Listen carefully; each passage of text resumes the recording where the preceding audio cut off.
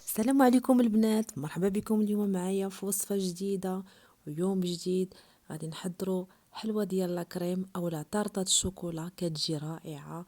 ممكن تحضروها اي مناسبة، عيد ميلاد او اي مناسبة تفرحوا بها وتفرحوا بها وليداتكم.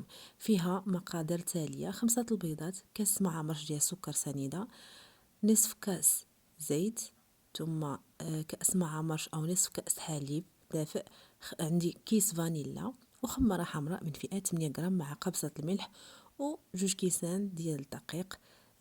بنفس العبار باش عبرت يعني المكونات اللي عندي، وعلى حساب عاوتاني نوعيه ديال الدقيق. ممكن الا بانت ليا ان الجينواز اللي كنحضر دابا محتاجه شويه ديال الدقيق على حساب النوعيه ديال المستعمله، ممكن نضيف 2 ملعقتين او 3 ملاعق على حساب النوعيه ديالو. اذا غادي نطلقوا على بركه الله وغادي نوجدوا الجينواز ديالنا اللي كتجي ناجحه وسهله ومكونات جد بسيطه.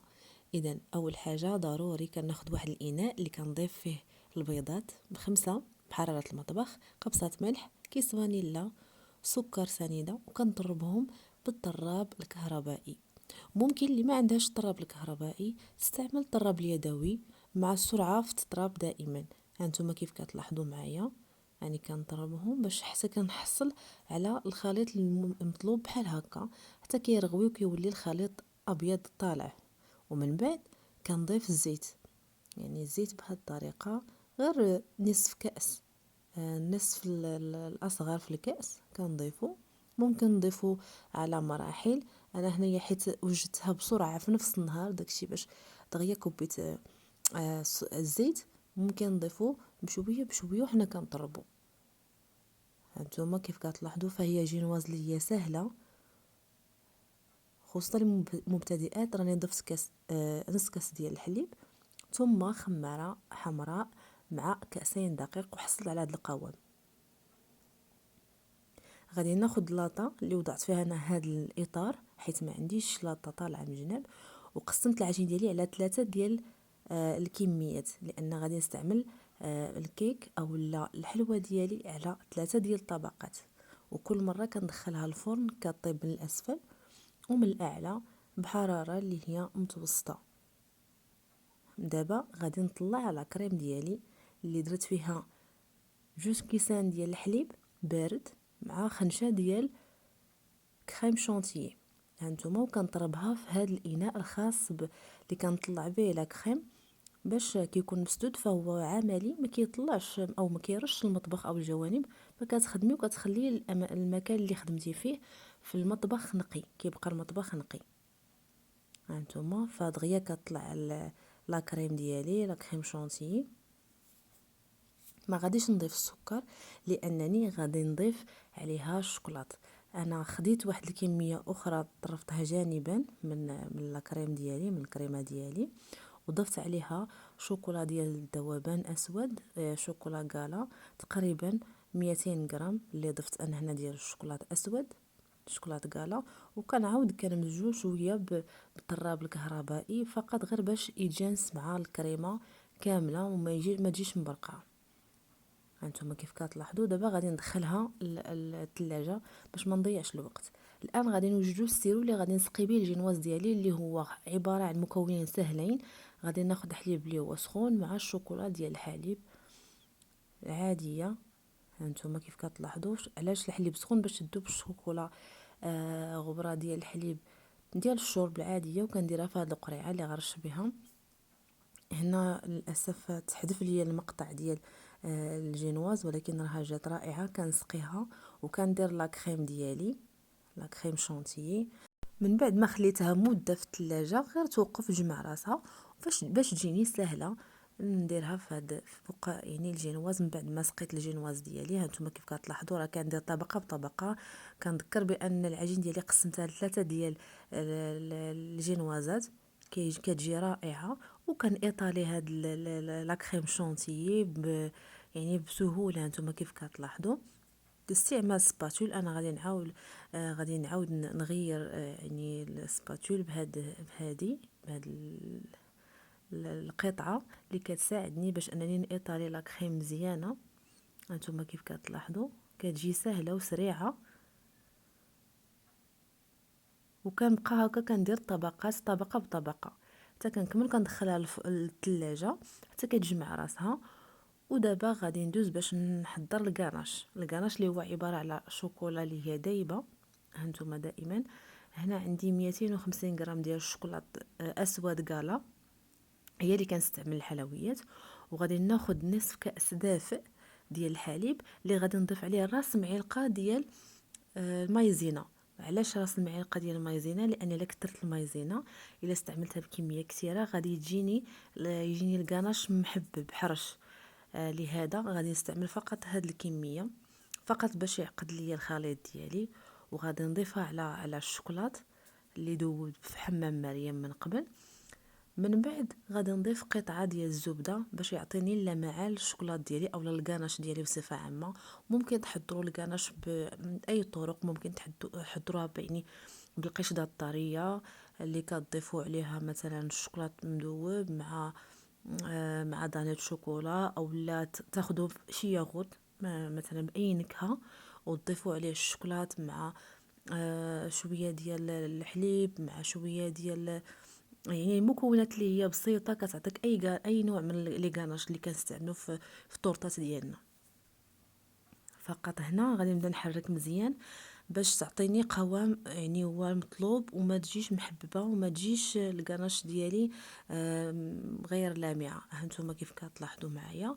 وما ننساش بان من بعد ما خلط هاد المكونات ضروري انني غادي نصفيهم في صفايه باش كيحيد جميع الشوائب اللي في الكاناش.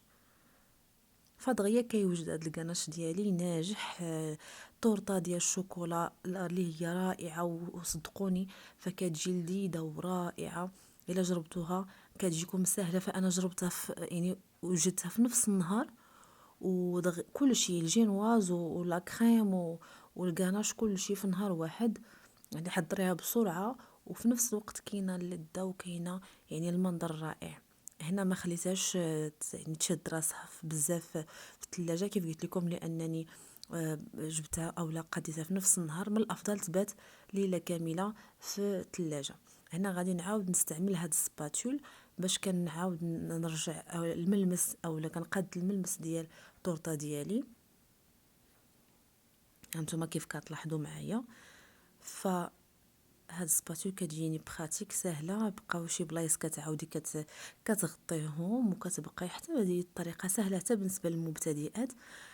فهي كتجي رائعه. فقط بغيت نشارك معكم الوصفات ديالي او الحوايج اللي هي ممكن نقادوها بشي يعني مكونات اللي هي بسيطه ومتواجده عندنا في المنزل. هانتوما كيف كتلاحظوا كنبقى هكا بشويه حتى كنقاد جميع الشوائب. هنا خديت قطع ديال هذا ورق الطبخ ودرتها على شكل يعني اشرطه، حطيتهم هما الاولانيين عاد حطيت عليهم الجينواز باش منين نكمل كنسحب هذوك القطع او لا الاشرطه ديال ورق الطبخ، لان درتو على شكل تحت الجوانب الاربعه ديال الطرطه ديالي باش منين نكمل تزيين كنسحبهم كيبقى يعني طبق تقديم نقي.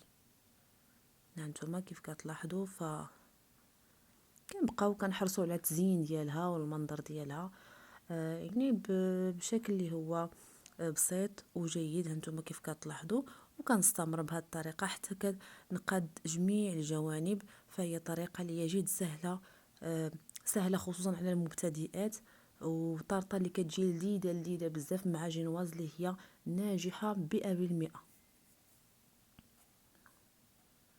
هانتوما كنقاد الجوانب يعني كنحرص على انني نفينيها مزيان.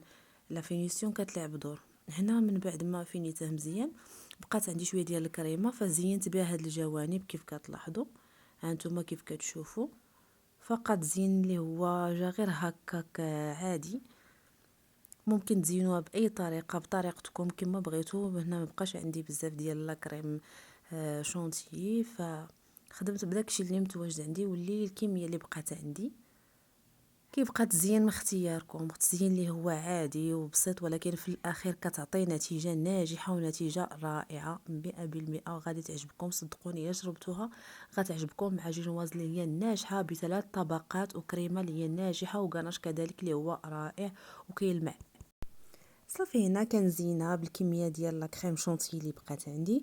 التزيين كيبقى اختياري كيف ذكرت لكم، فكندير يعني اي حاجه ممكن تزين كيكون في اخر لحظه ما كيكونش مبرمج. المهم هنا درت تزيين اللي هو جا زوين وبسيط، هانتوما كيف كتلاحظوا معايا.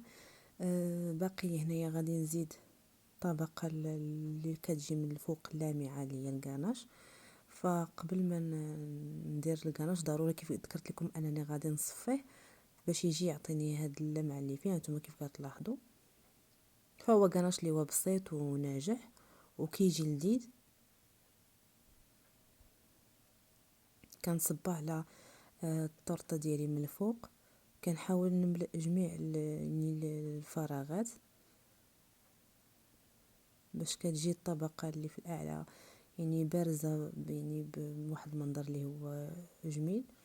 هانتوما كيف كتلاحظوا معايا كنبقى بشوي بشوي يعني تزيين اللي هو بسيط وكيجي راقي ومنظر اللي هو زوين وجيد. يعني كيف ذكرت لكم ان هذه الطرطه كتجي بثلاثه ديال الطبقات رائعه بالشوكولا بالكريمه بلا كريم شونتي اللي كتجي زوينه.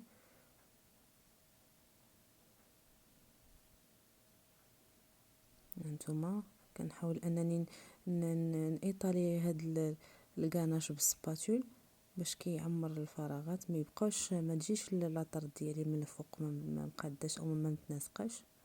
نميلها شويه حتى كنقاد، كنبقى بشوي بشوي حتى كنكمل التزيين ديالي.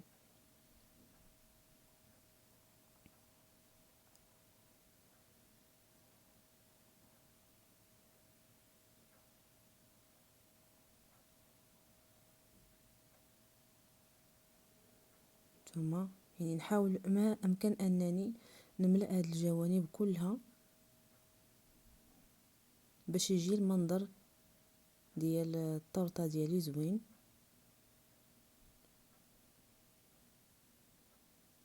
هانتوما فكنتمنى ان البنات فضلا وليس امرا اللي باقي ما مشترك في القناه ديالي يشترك في القناه ويفعل الجرس باش يوصلوا كل جديد، مع اللايكات والكومنتات الرائعه بحالكم المشجعه واللي كتعطيني دفع الامام وتخليني انني نستمر. هنا جوانب غادي نزينهم بهذا الفيرميسيل ديال الشكرات اللي وريت لكم، وكناخذ هاد لي سيجار ديال البسكوي هذا كنزين به مع قطع من الشوكولات ديال كوكيز الابيض، الفيرميسيل ديال الشوكولات من الجوانب، وكنحيد دوك الاشرطه اللي كنت دايره في الجوانب تحت الطورطه ديالي كنسحبهم وكيبقى المنظر نقي وجميل. وكان هذا هو يعني الطورطه ديالي، او هذه هي الطورطه ديالي ديال الشوكولات اللي كتجي رائعه ولذيذه. فرحوا بها وليداتكم فعلا، فوليداتي عجباتهم وراقتهم وراه لذيذه جدا لذيذه. كتدخلوا على الثلاجه حتى كتبرد. الى فيديو قادم احبائي، في امان الله.